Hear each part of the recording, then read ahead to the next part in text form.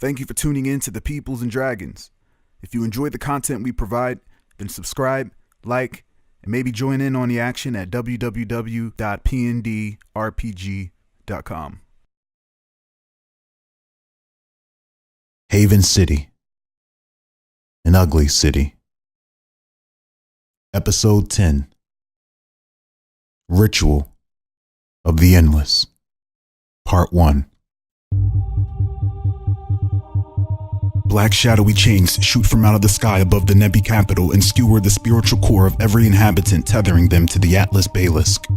This binding saps the victims, weakening their immune system and mental fortitude, in turn destroying passages to one's inner self. For the Nebi, this had a crippling effect due to their natural affinity and knowledge of Chi. With the inability to tap into it, for most it was like losing both thumbs, bringing Nebi's greatest warriors to their knees and then handled by Amanda's men. We see a well-hidden Nebi man waiting for soldiers to pass, and then preparing to make a move once the coast was clear. As soon as he steps out into the shadows, an Atlas chain comes flying out of the clouds and impales his spirit and snatches the chi from his body in a quick second. The Atlas Basilisk watches everything in the city. A corrupt Nebi guard appears and binds the man's arms in his own chains. This is all witnessed by a young Nebi woman in all black stealthing behind a large street fixture. She waits a moment, then darts across the street, leaps up on top of the vehicle, then onto and up a building swiftly, quietly, and completely undetected by guards or even the basilisk above, disappearing to the thick, oppressive fog of the Nebi capital.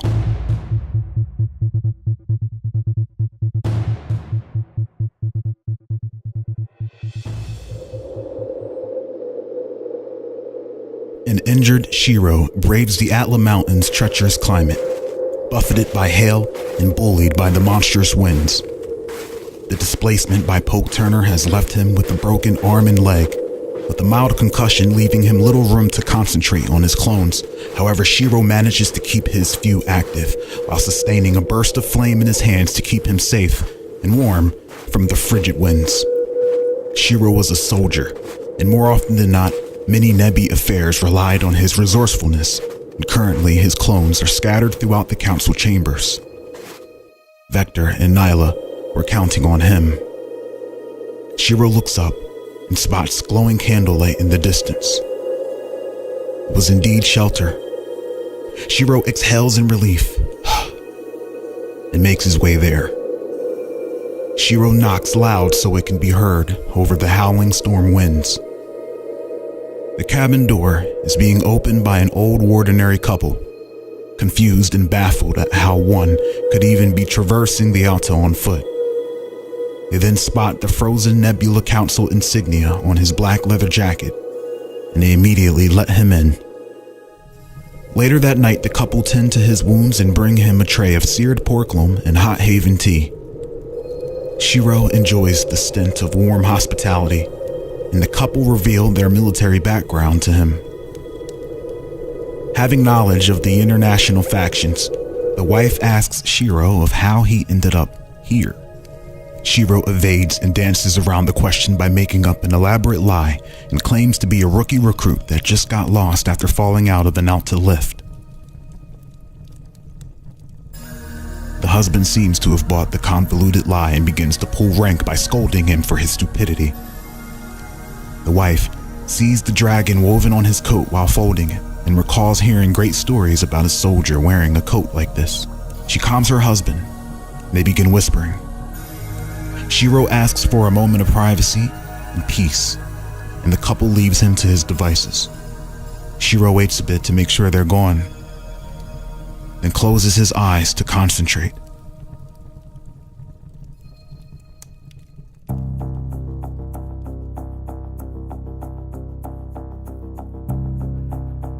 He then opens his eyes, now as his last remaining clone who we see stealthing from within the Nebi capital chambers. Shiro peeks from around a golden statue of Amanda V and spots Jeremiah talking on the phone accompanied by two buff-ass bodyguards in black suits. Shiro makes his way through the halls, avoiding all guards, and finds himself underneath the capital and then around the corner of the prisons. Shiro spots a corrupt Nebi guard beating down one of the prisoners through the bars. Awakened, Vector and Nyla hang horizontally from their cells, bound in black Atlas chains. Vector's shaman's talisman lay in the hands of the corrupt Nebi guard, claiming it as his own now. Shiro knows what would happen if that man puts that amulet on, and thought that would be a nice sight to see. It would just make too much noise. So Shiro steps out and prepares to take down the guard, when just then, Shiro hears someone whisper, "Right behind you."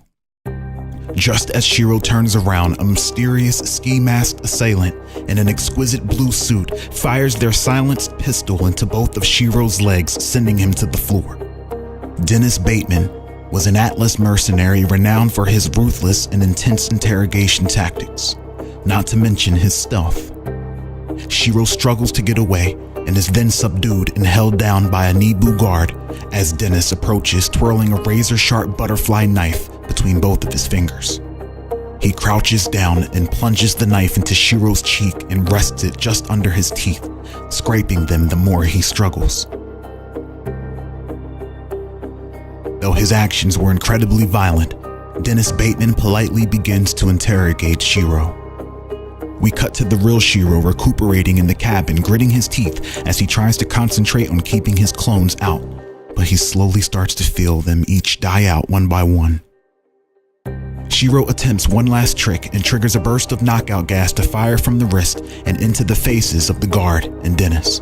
The guard falls out cold, but Dennis remains unbothered as we see the gas get neutralized by a protective sterilization field being sustained around his body by nanomachines.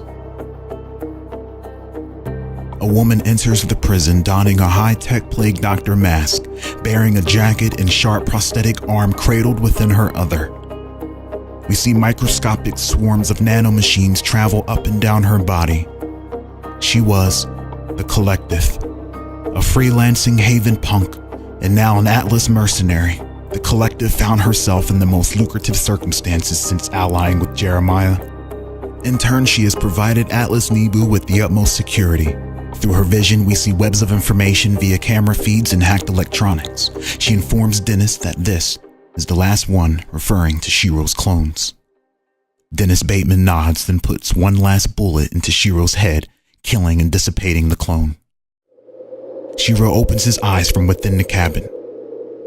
His mind is tapped, and his body is beaten. He needs to heal, but there will be no Nibu to rescue if he waits any longer. Shiro, exhausted, puts his head back and prays for the return of the Beast King, for Nibu's sake. Dennis takes a velvet cloth and wipes his loafers down, then stands up and starts to shower at the Collective with gratitude. He expresses how grateful he is for her nanomachines. "Val, you are quite the genius if I do say so myself." Val twitches. "I am grateful. I am grateful for your Zarkon. A lot of money in Nibu." She twitches and spazzes again. "Atlas, big business, opportunities, yes." She begins rubbing her hands together. Nyla watches, with barely enough strength to keep her one eye open, helpless and unable to break free. Her heart is filled to the brim with hate for Amanda V and all the corruption that she trekked into their home from Haven. We cut to Ra peeking over a rooftop toward the Great Lodge east of the capital. What once was an establishment of glory and a symbol of Nibu's military power, the Great Warrior Lodge was now a smoldering wreck under siege. The remaining few of Nibu's fiercest warriors hold up arms, resisting Amanda V's takeover. We see the two youngest paragons of Nibu holding off a quarter of Amanda's entire army.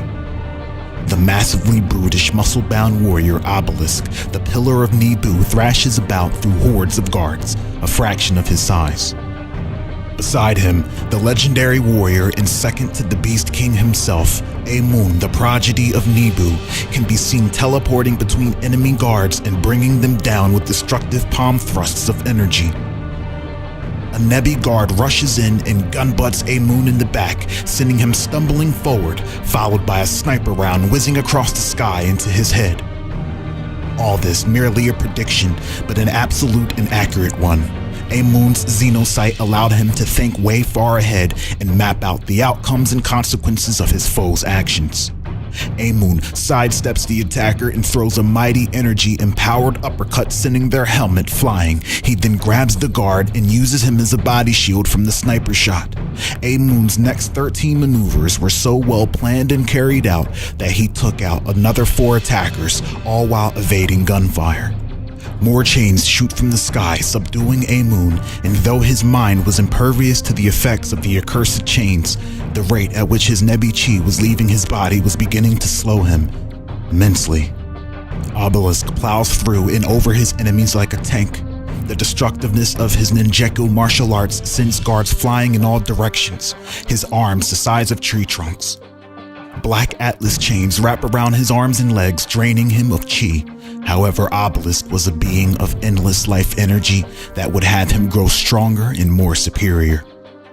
With the surge of power, Obelisk rips the chains off of himself, Amun and his allies, and lets out a mighty war cry, his black beard swaying in the heat of battle.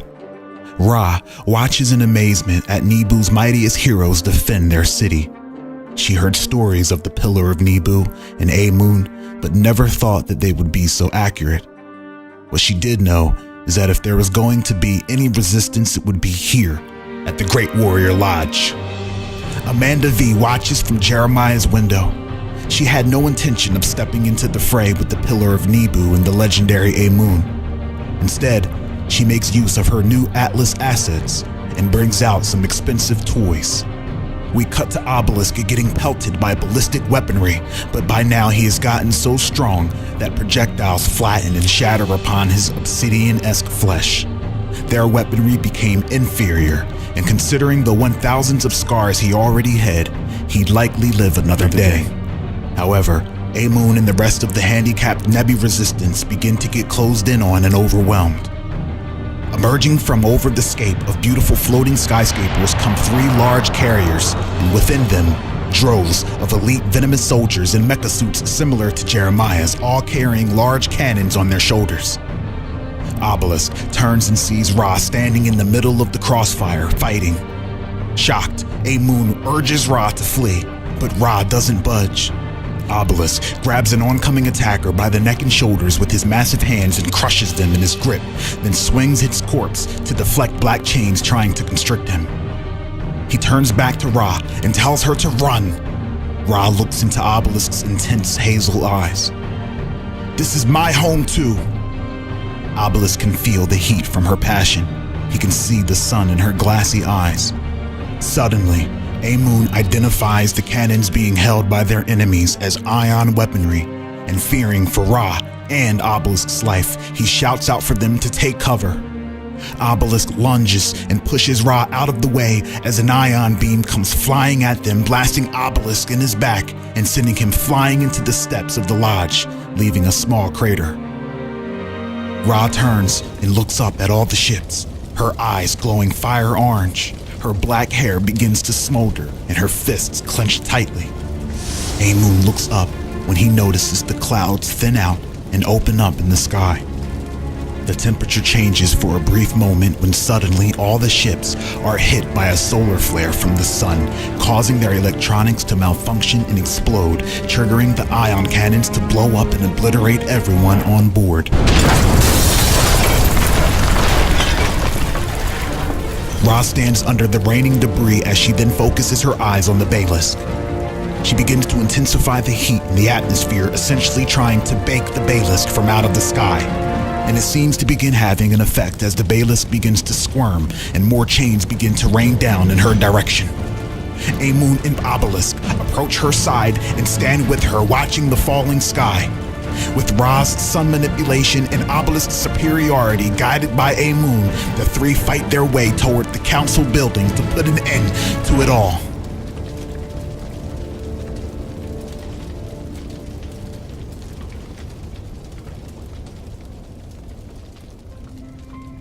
We pan out slowly from Pope Turner's face. Floating upside down, his massive wobbly eyes gaze over the divergent district's cityscapes. Sister Word's communion unearthed some unfamiliar emotions within him. He begins to question his purpose. Polk was jaded and had become consumed by his God complex. To ground himself, he decides to walk the divergent district streets where the oddest and visually disturbing G-types live out their lives, in plain view, without a care. Polk was the size of a young boy. If it weren't for his terrible hygiene, pedestrians would trample him. But they knew he was there.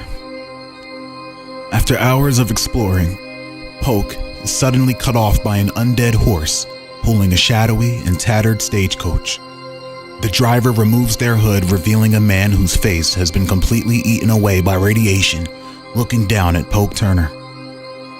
Angered on impulse, Polk Turner prepares to warp away the driver's appendages until the driver calls him out by his name and invites him to fulfill his destiny.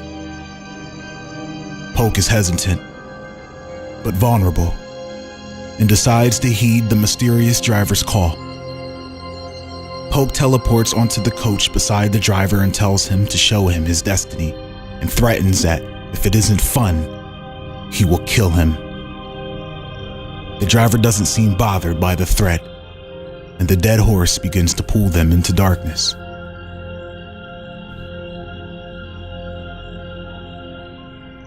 We see Arold running through alleyways, frantically trying to get as far away from the Red Saint District as possible, as well as civilians.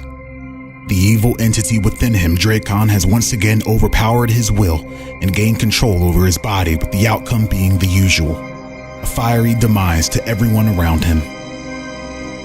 For the first time in his life, Arold was split from his brother, creating an intense anxiety, in turn fueling the demon within.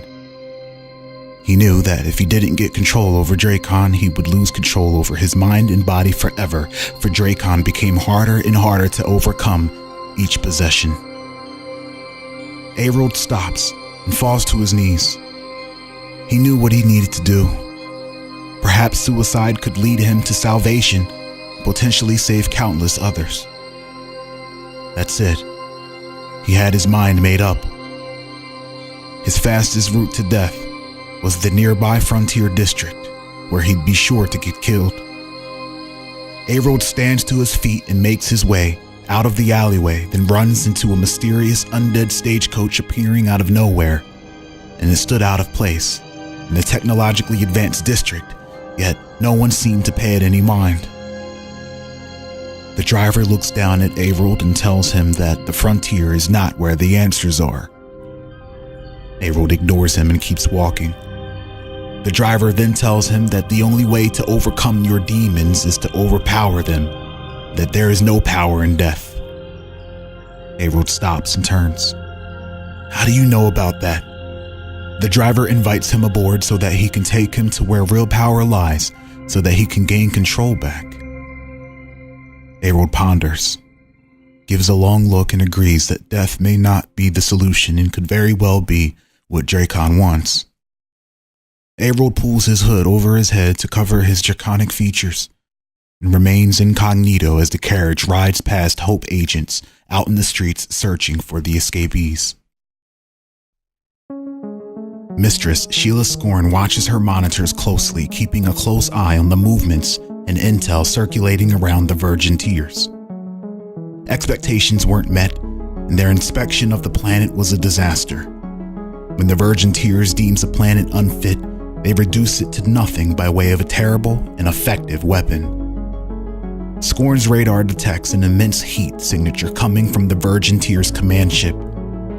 Her fears were true.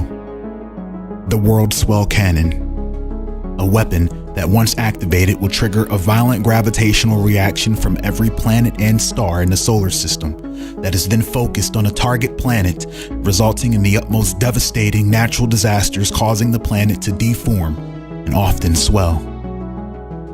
Scorn didn't care for the well-being of its inhabitants, but she was somewhat empathetic, because she cared more about every G-type on the planet and their extraordinary value. She wasn't going to let the Virgin Tiers take that away. Doug, her agent, approaches and informs her that the Virgin Tiers are expediting the charge and the cannon will trigger very shortly. If they don't exit the star system soon, the gravitational pull will suck them into chaos. He also adds that their attempts to contact the Virgin Tears have been futile, and comms have been severed. Scorn thinks long and hard, when suddenly, her and Doug feel a cold wind blowing from behind them. Scorn turns around, her face illuminated by the dark vortex opening before her.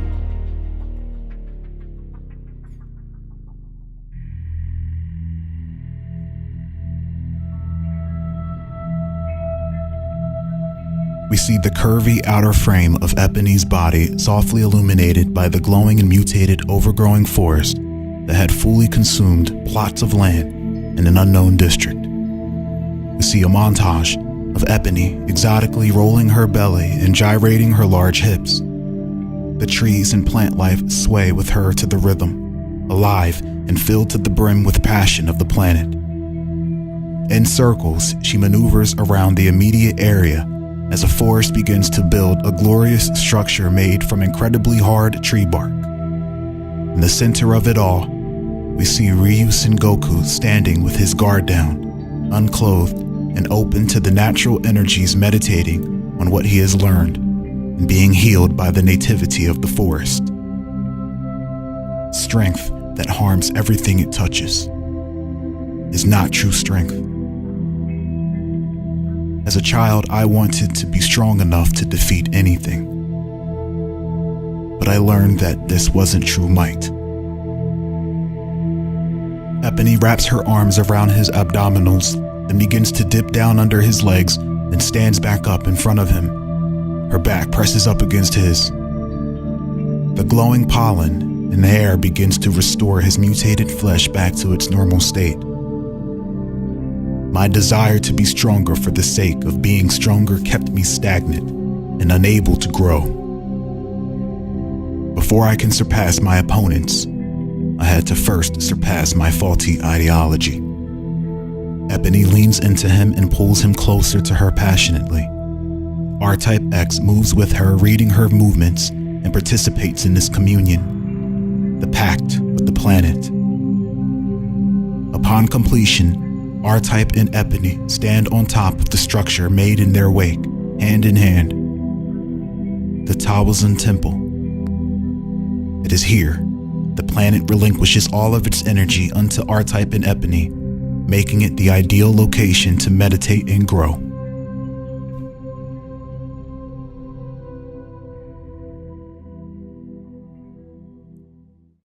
We see Cervantes Ageha screaming profanities at John Musketmouth, whom we see waving goodbye to her from his ship's deck with his middle finger. She collected his debt with interest and all, and was now on to the next thing. She turns to Ali, who we see looking intently into the forest ahead from the building's rooftops. Cervantes senses her determination. When it came to her Raylagarian obligations, it was like she was a whole nother person, mature and less annoying. Cervantes was hesitant to meet with this wandering Raylagarian king with all the bounties on her head. No way would she want to turn herself over. However, she was slick, and as a queen of subterfuge, she was already plotting on how she would get Ali to help her get her bounties overturned and pardoned. Ali felt butterflies in her stomach and didn't know why. With Cervantes' luck and Ali's intelligence leading them here, she knew she would be meeting him soon. She knew the king was nearby. She felt him. Later that night, we see Ebony holding a device given to her by Anarchy 12 that allows her to monitor what a select few Gorgon bots see. She's been keeping an eye on someone. Suddenly, the feed gets disrupted, and the Gorgon bots shut down, cutting the connection entirely. Ebony tinkers with it as best as she can until she senses a stir in the forest and goes to investigate. Ali and Cervantes trek through the district, cutting down the dense and mutated plant life with their blades. Ebony stalks them from above and is in awe at the gloriousness of Cervantes de Ageha's presence. The cracked street turns into gold under her feet, and the plants willingly guide her through the forest. Ebony's perception of Cervantes is incredibly warped, making her quite alarming to watch. However, Ebony was very protective of R-Type and she wasn't going to let his meditation be disrupted, no matter how wonderful her target was. We see Ali holding her Yggdrasil blade into the air. She feels the vibrations of energy traveling through the metal and uses this to sense R-Type's direction. She then cheerfully calls Cervantes over and begins to run because he's close by. When suddenly, Ebony comes flying out of the bushes with spinning legs of stone chopping for Ali's head. Ali deflects with lightning speed as Ebony transitions into a Superman punch empowered by a gale of venomous wind that blows her back off of her feet. Cervantes leaps into the fray with her gun blazing and her sword swinging. With the body of stone impervious to gunfire while dancing around her slashes, Ebony kicks up a cloud of venomous spores into Cervantes' face. Then Roundhouse kicks Cervantes, crushing her face with a leg of stone. Cervantes spins and stumbles but doesn't fall to the ground. Instead, she smiles, wipes her mouth, and seems to be quite turned on at the sight of Ebony's exposed thigh. Cervantes begins to flirt with Ebony while somehow still intimidating her. Her visage was hypnotizing, her presence overwhelming and unbelievable, becoming too much to take in. Ebony was in awe, intimidated, and fascinated with the legendary pirate. Cervantes points to herself with her thumb as the sun shines down on her.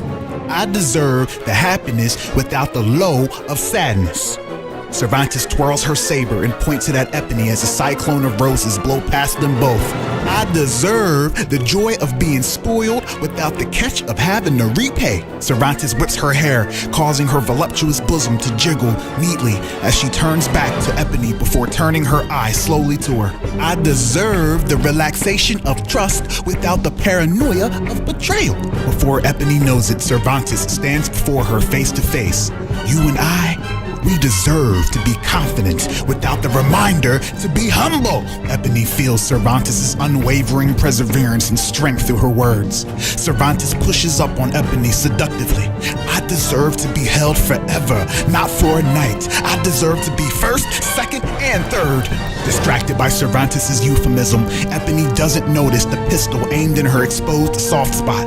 I am Cervantes the Ageha, captain of the day, night, morning, and the deserving. Lightning strikes, and families of birds flee from the canopy. Before she pulls the trigger, R-Type X energy dashes in between the two and disarms Cervantes as she fires the shot. Carrying with him in his arms, we see a sick Ali on the cusp of death. He calls off Ebony and warns Cervantes to stand down. It seems the oceanic toxins are too potent for Ali's body, putting her on the verge of death. R-Type recognized her sword and identifies her as a Gokin. With great haste, he and Ebony lead them back to the Talbotson Temple. Jeremiah Oliver gives Amanda V executive orders and strong suggestions regarding her next moves as leader of Nibu. She respected J.O. so much as a mentor that she wished to run her nation just like he ran his business. His leadership was invaluable to her. The lean, mental gentleman assassin Dennis Bateman appears from his veil of invisibility beside J.O., who was very much so used to his new Atlas mercenaries' tactics. Doesn't scare him as much anymore. Dennis informs him that his guest has arrived. Jeremiah dismisses Amanda V, and in her place walks in a vibrant elderly man. Despite being old and sickly looking, he was quite handsome for his age, jubilant, and with some bounce in his step. The charismatic old wizard, garbed in vibrant robes, while smelling of delectable sweets, approaches J.O. as if he knew him since birth. Jeremiah knew the Dizzy Wizard was eccentric as all can be by his phone talks with him. He heard of the Dizzy Wizard when he went viral by causing an uproar soliciting Atlas Dizzy Whiz-Fizz at Tempest's surprise party of all people. Jeremiah extends his hand for a shake, but oblivious to it, the Dizzy Wizard gives him a great big hug and tells him how different he looks in person. Perhaps the mechanized battlesuits just made you appear thicker. Have you ever thought of changing your shore name to something more appropriate for a man of your stature? After pondering, I believe that the title Jeremiah Buttercup would be delightfully more befitting. Selena Wren begins laughing from across the room. Jeremiah laughs with. It was just so hard to take offense from such a pleasant old man. Selena comes dragging Makai's daughter, Serenity, by her fiery red hair over to the Dizzy Wizard. Using an enchanted earring, Selena shapeshifts into Serenity and mocks her by crying in her face before pushing her to the Dizzy Wizard's feet. Jeremiah never gives up an opportunity to capitalize and has decided to trade the Nebu diplomat to some shiesty pirate in exchange for some rare gamma eggs. He hired the Dizzy Wizard to deliver her in exchange for becoming the official Dizzy Whiz Fizz mascot. And J.O. signals to Dennis Bateman, who brings to the wizard a basket of unreleased Dizzy Whiz Fizz flavors. The wizard does a little dance and shimmies over to the basket and kindly takes the payment. J.O. tells him where to bring the eggs once acquired. The Dizzy Whiz leans down in front of the frightened Serenity and with a great big smile assures her that she has absolutely nothing to fear of him. He flicks his wrist as a Dizzy Whiz Fizz bar appears in between his fingers for her and says, "Unless you're diabetic." Despite her circumstances, Serenity couldn't help but feel relieved and safe with the Dizzy Wizard.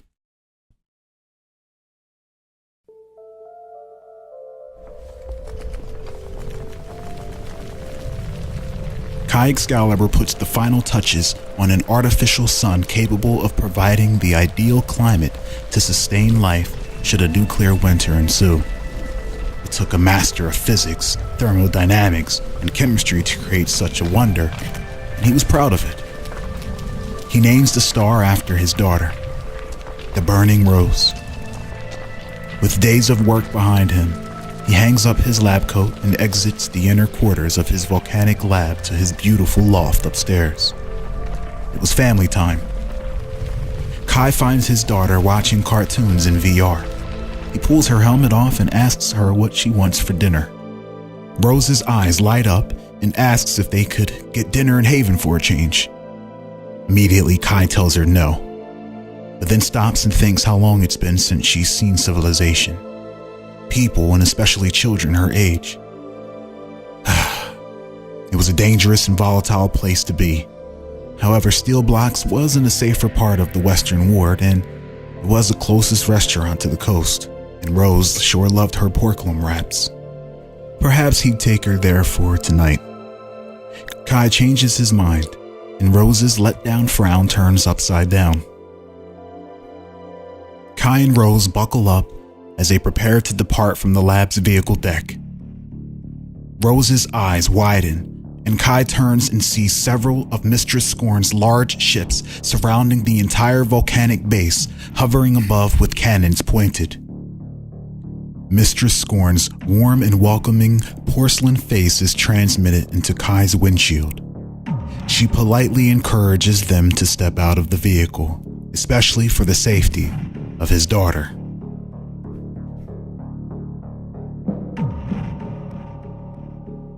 Kai grits his teeth and tells Rose to stay put. His hair ignites on flames as he steps out of the vehicle, looking up at Scorn's asylum. Rose, fearless and a little hard-headed, gets out of the vehicle to stand with her father. Just before Kai could tell her to get back in the car, Mistress Scorn and Nova appear beside Rose. Just before Kai could tell her to get back in the car, Mistress Scorn and her side... Just before Kai could tell her to get back into the vehicle, Mistress Scorn and the legendary pirate Nova appear beside Rose via teleportation. Nova wraps his arm and claws around her face and snatches her up into his arms. Kai's demented eyes fill with green flame. "You will all burn!" Kai blasts a wave of flames at his daughter's captors. Nova dive rolls out of the way and Scorn teleports, reappearing beside Kai, subduing his arms and legs with her ultra-strong flame-resistant webbing. Nova crawls to his feet when suddenly Rose breaks away from his grasp by erupting with an explosion of absolute energy that burns like fire, singeing Nova's fur off of his face. Her G-Type 2 genetics were felt head-on by Nova as he is almost hurled from the roof. Kai doesn't waste strength trying to break free. He knew the webbing wouldn't falter. Instead, he challenges its durability to his flame. He quickly learns that this too is futile. Scorn fires her webbing at Rose while teleporting in circles around her until she too is fully bound. Nova walks over and throws Rose over her shoulder as Kai screams out for her, causing the volcano to erupt and pillars of flame to cascade from all angles, plucking ships of her fleet right out of the sky. Scorn looks at Kai and in a few cryptic words lets him know that this is for the sake of the plan. Kai screams for his daughter, his face strained, as Scorn and her pirates take off.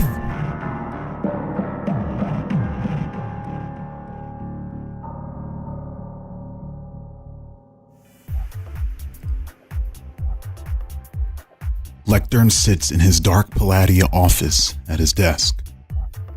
The room vibrates from the bass of the music coming from the club below. The faint green glow of the DOS lettering illuminates his face in the dark. Lectern was stressed. Palladia appeared to be a lucrative, booming business, but the contracts have slowed down and the appetite for work has declined. No matter how many schmucks he squeezed debts out of, it would not make the ends meet for the second month in a row. But what were the ends for Lectern? Loud knocking can be heard on his office door. Speak of the devil, Lectern thinks to himself.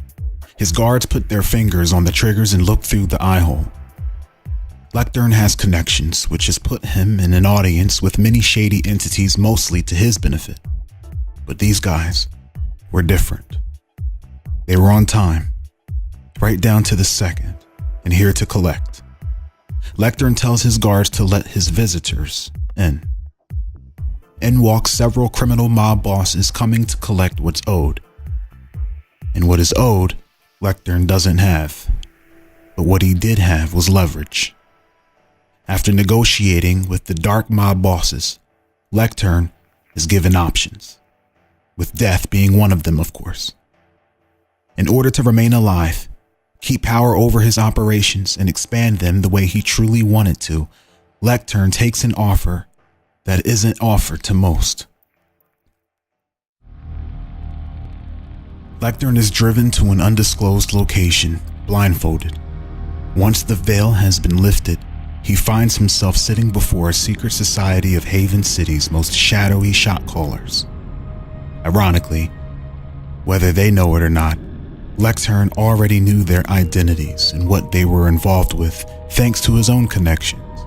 The shadowy network inducts Lectern into their fold, a powerful and beneficial alliance for both parties. However, not even the network could stop Lectern from exploiting obscure loopholes in the contract, resulting in him walking away with leverage in ways they'll one day find out. The lights will stay on in Palladia nightclub after all.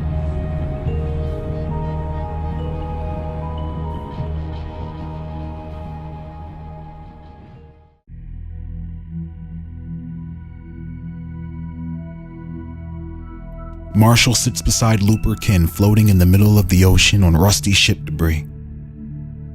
Marshall is freezing in nothing but Mesa brand boxer shorts. Looper Kin lays wounded, completely blinded, with both eyes burnt out of his head. Marshall Mesa looks all around him and finds nothing but endless ocean in all directions. He tells Looper that he sees nothing but will flag down the first aircraft or ship he sees, he promises. He was full of hope. But Looper, on the other hand, wasn't, and says nothing. He was quite fed up with it all. Their handling of the fist was reckless and felt they were better off burying the damn thing, hunkering down over it and defending it with numbers. He was just too exhausted to utter, "I told you so." Marshall looks in all directions, getting a full perspective of their situation. He pans his head back around to the east, where his eyes meet with an intimidating fishmonger warrior woman clad in glistening wet emerald green armor that seemingly popped up from nowhere. Resting on the back of a strange cybernetic sea creature yards away, she observes Marshall and Looper. Hello, stranger," Boy, are we glad to see you. She says nothing back. Instead, she presses buttons on her gauntlet, and the sea from under them begins to glow and rumble. Hey, wait, whoa. Marshall's throat begins to swell, and his vision gets blurry. He feels increasingly ill. What's wrong with me? Marshall mutters before losing his balance and falling beside Looper. Several pillars of water shoot up from the ocean, and they are all sucked into the green glowing whirlpool below. Everything goes black.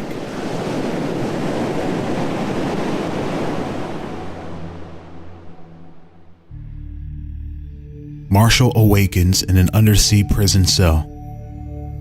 Ultra-thick glass separates him from the deep ocean. A beautiful city can be seen in the distance and all around. Marshall gathers his bearings and realizes Looper is nowhere to be found. Not only that, but he notices his own flesh is pale blue, and he can see his veins pulsating. You feel much better, correct? Marshall turns around and sees a fishmonger scientist standing behind the glass. Nonan Glenivere. The Azori scientist scribbles notes onto his holographic tablet while staring at Marshall with utter fascination. What did you do to me? Nonan brings up a display and points, showing Marshall the poison that almost claimed his life. I accelerated your genome, upticked your D-key double helix, and removed your susceptibility to grade 14 toxins. Very uncommon they are. May I ask you, where were you when you encountered such a venom? Why am I blue? Well, based on your mutation, generations from now your offspring will be blue. Perhaps it's a mutation in your third eye that grants you hypercognition? Nonan shrugs. It's always fun to see what evolution comes next. Marshall is conflicted. He knows he needs to figure out where Looper is, but he's wondering if him and this scientist can do business together. Many G-types would love to be blue just to pass as a G-type 1. He asks Nonan where is, and Nonan interrupts. Your friend is just fine. You are a captive of the Azori kingdom. We will speak again soon, surface dweller. Nonan presses a button. The transparency of the glass turns green with an emerald finish. Wait! Marshall tries his best to escape, throwing a flurry of punches into the wall, but to no success. We cut to Looper Kin, wrists bound and head bandaged up, wrapped in mutated seaweed covering the entire top half of his head. Nonan slowly begins to unwrap it. Newfound vision returns back to Looper Kin. He was old and has taken many blows to the head and eyes, but his sight was better now than it ever was in his prime. Looper looks around and spots his captors, Nonan Glenivere, and beside him a large muscular man with a long brown mane and beard, clad in emerald armor with a long white cape. King Obadiah of the Azori kingdom stands arms folded, his lime green gaze set on Looper. I was okay with not seeing your ugly mugs, Looper murmurs. 3 Azorian soldiers point their tridents toward Looper's neck, ready to kill once given the signal. Obadiah waves his hand, and Looper's seat made of water dissipates into a puddle, causing him to fall to the floor. King Obadiah interrogates Looper in search of answers to his current problem. The core of the planet has increased 1,000 times its normal temperature. The Azorian kingdoms have begun to feel the effects and have grown suspicious of those on the surface. After hours of questioning, King Obadiah realizes that the Wardenary may have little to do with their dilemma, and it's just a coincidence that they happen to be present during the worst quake of them all.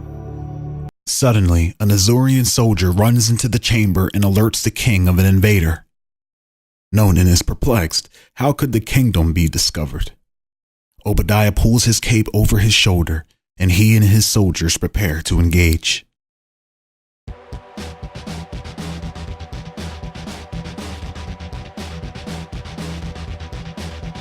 We cut to the outside of the Azorian kingdom underneath the depths of the sea. We see an entire army of Azorians darting around, firing their weapons on the backs of weaponized sea beasts. What they were shooting at was hard to make out. A devastating barrage of artillery engulfs a group of Azorians, ripping them and their creatures to smithereens. Their enemy is invisible and has immense firepower. We hear Azorian troops calling for reinforcements when suddenly their elusive target reveals itself. Mima, the sexiest mouse piloting the almighty Mimatron, uncloaks herself and fires a ginormous electromagnetic beam that destroys their weapons and communications, along with a powerful high-voltage electric shock. Mimatron is armed to the teeth, including large sonic wave speakers that bellow powerful sound waves, carrying her endless barking of profanities through the sea. The Mimatron morphs into a super-fast combat submarine with arms and crashes into an Azorian sea craft, then begins to rip the cannons off of it before finally shredding it into two with Mimatron's cheese saber, a laser blade comprised of electroplasma invented by Jared just for this machine. Mima continues to follow her radar and can detect her Haven Guard allies held in captivity. Mimatron transforms into an underwater combat mech and jets toward the underwater castle, then all of a sudden, intercepting and crashing into the Mimatron like a soaring torpedo, King Obadiah himself takes her off of her course, tackling her into a giant coral reef. King Obadiah thrusts his emerald spear into the cockpit, but barely penetrates its omnium shell. Mimatron shoots 3 electro rockets point blank into Obadiah's emerald pecs, but he is totally unfazed and catches the third one with his hands and briefly observes the technology before discarding it. Mima, the sexiest mouse, presses 100 buttons, levers, and dials all at once with her super reflexes, hitting Obadiah with an array of electrifying artillery that could level his entire kingdom. But despite the overwhelming circumstances, Obadiah contends with the Mimatron almost twice his size, with finesse and raw combat ability. The Mimatron and King Obadiah battle it out above his sea kingdom. He swims up and under the Mimatron's arms and legs, evading all forms of her endless assault until he finds an opening and with his emerald gauntleted fist punches the glass of her cockpit. Mima grabs her prism rifle by her feet, aims, and shoots Obadiah right in the head with a prism of light that passes through the glass. Obadiah is sent spiraling back, blinded, with burning eyes, temporarily disoriented. Obadiah holds his hand out and makes a crushing gesture, triggering the microscopic crack that he placed in Mimatron's glass to begin expanding as water begins to seep aggressively in. Mima, the sexiest mouse, begins cursing up a storm while choking on water. Using water manipulation, Obadiah forms a hand of water from within the cockpit, and with the great pressure he causes and the pulling motion he makes, he causes the entire cockpit to implode, shattering the glass to bits. Obadiah dives into the midst of the explosion only to find remnants of the multi-platform craft. Nonan shouts and alerts Obadiah to look below, and he does. We see Mima's sexy ass cruising at ultra speed across the sea floor on the Mimatron's Motor Marine Cycle, headed straight toward the castle. The Motor Marine Cycle fires several mouse-shaped sticky bombs onto the wall ahead that detonates it with the squeak of a button, causing a big underwater explosion. But as the smoke clears, she soon discovers that the Azorian's emerald stronghold is unwavering, and Mima is forced to dive off of the high-speeding vehicle to avoid crashing to her death.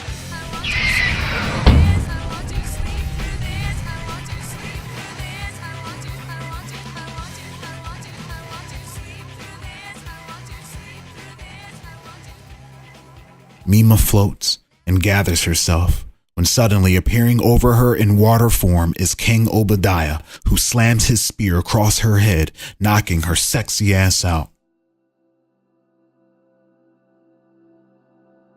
Marshall sits in his cell watching the little fishies swim to and fro, patiently waiting. He contemplates how his new shade of skin will go over with his customers back at the store. Just then, his cell lights up, and in walks Nonan with a smile.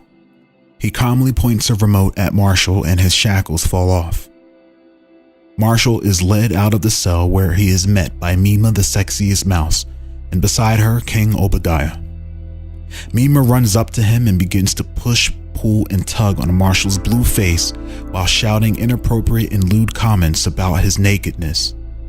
"Look, I'm sorry about the boxers. Things happened out of my control," Marshall explains. After taking some time to stop and discuss matters, King Obadiah learns that the true menace on the surface is the tyrant Anarchy 12, and that Haven Guard and Tempest are two benevolent forces fighting for everyone's sake. Nonan and the king asks Marshall if either Tempest or Jacob are aware of the changes occurring deep within the planet. Marshall tells him no, but is certain that the Gate Center has the resources to find out. After long consideration, the modest King Obadiah agrees to provide Azurian reinforcements to the east to assist Haven Guard's efforts in extracting Tempest and Guerrilla Gate agents from the corrupted Nebinese forces. Only then can they deal with the anarchy and the planetary crisis affecting the seas. Before Marshall and Mima depart, they ask which room Looper is in. Obadiah and Nonan look at each other. They inform Marshall that the gritty wardenary chose to be taken back to the city. Marshall looks uneasy. Mima says fuck it, we have a school of fish warriors, grabs Marshall by his arm and beckons him to get dressed so they can depart. Nonan admires the beautiful specimen that is Mima as she walks away. He is baffled by the chaos of her genetic makeup, the voluptuous, semi-humanoid musculous anatomy, and how it all comes together so perfectly. The booty. He realizes the king is watching him stare with the googly eyes, ashamed. For the sake of his kingdom, King Obadiah allies with Haven Guard.